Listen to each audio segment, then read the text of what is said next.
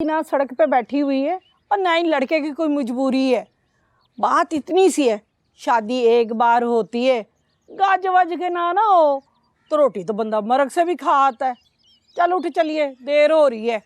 ऐसे ही कैसे जी, आप परायों की तरह सिर्फ चाय पी के जा रहे हैं, रोटी तो खा के जाएं। और रहने दे भा मजीद, रोटी खिलाने की नीयत होती ना तो पता चलता।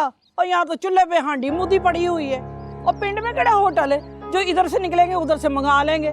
गोंगलुओं से मिट्टी ना चाड़ो। बस गल वधाई जाती है, वधाई जाती है। ओए हमने जो बात करनी थी वो कर ली।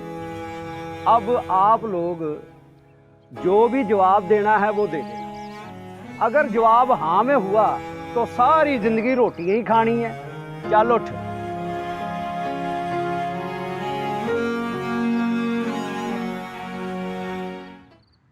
अब क्या करें अम्मा?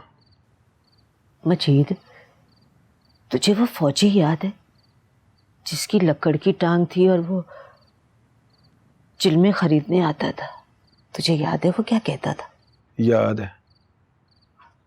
वो कहता था जब मेरी टांग जख्मी हो गई और रेजिमेंट आगे जाने लगी तो मैंने सोचा अगर मैं इनके साथ ना गया तो यहीं पड़ा मर जाऊंगा।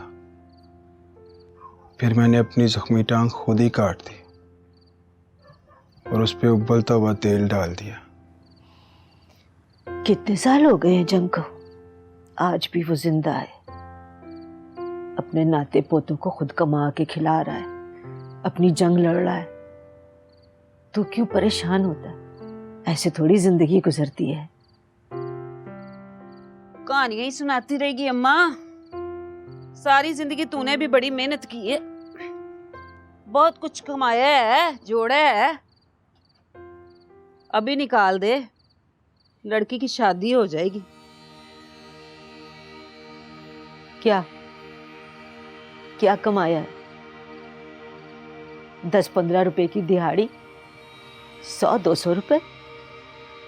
हो काकी, मोटरसाइकिल बड़ी महंगी आती है।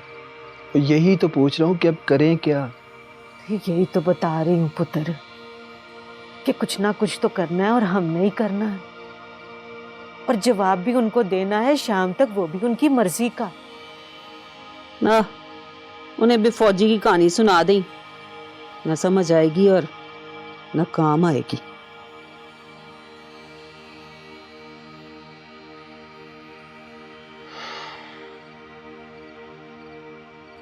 कहानी तो उनको कोई सुनानी पड़ेगी, लेकिन वो क्या होगी ये सोचना है। अम्मा ठीक कहती है, उनको किसी तरह मुतमिन करके सादिया की शादी टाइम पे करनी होगी। ऐसे कब तक मैं जवान बेटी का बोझ अपने कंधों पे लाद के फिरूंगा? कब तक?